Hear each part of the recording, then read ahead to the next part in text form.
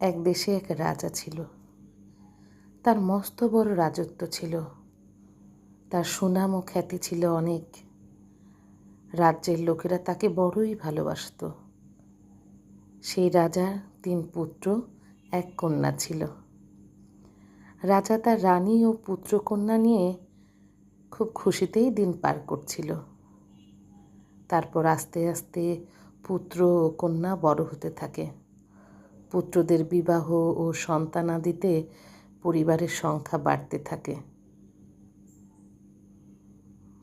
রাজার আর যাই হোক, কন্যার বড় হওয়াটা তার নজরেই আসে না।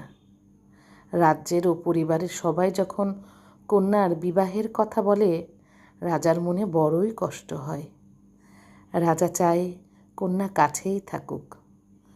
হঠাৎ একদিন এক রাজপুত্র এসে রাজকন্যাকে বিবাহ করে অন্য রাজত্বে নিয়ে যায়। রাজজামাতা ও কন্যা সুখে আছে দেখে রাজার মন নিশ্চিত হলো। রাজজামাতা তার কাছে পুত্রের মতোই ছিল। 1 বছর 2 বছর করতে করতে রাজকন্যার 8 বছরের সংসার হয়ে যায়।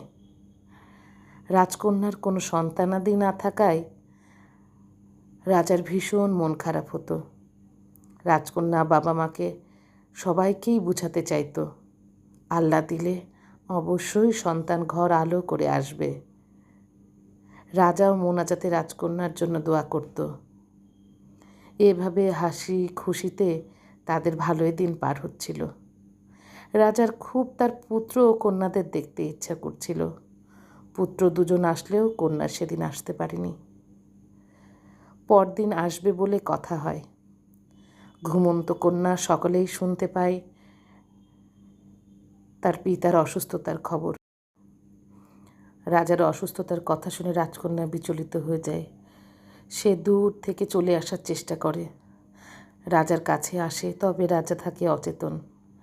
রাজকন্যা আব্বা বলে ডাকতেই রাজা আলতোভাবে চুপ করে তাকানোর চেষ্টা করে, কিন্তু মুখে কোনো কথা বলতে পারে না। কন্যা ভেবেই নেয় হয়তো রাতে তার আসার খবর সে শুনেছে, বা তার বেঁচে থাকার কথা বলতে চায়।